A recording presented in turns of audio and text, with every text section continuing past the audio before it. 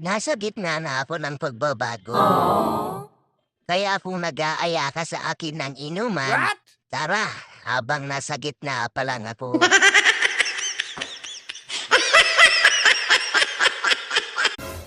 Tips para makakita ka ng loyal. Wow! Panoorin mo ko araw-araw.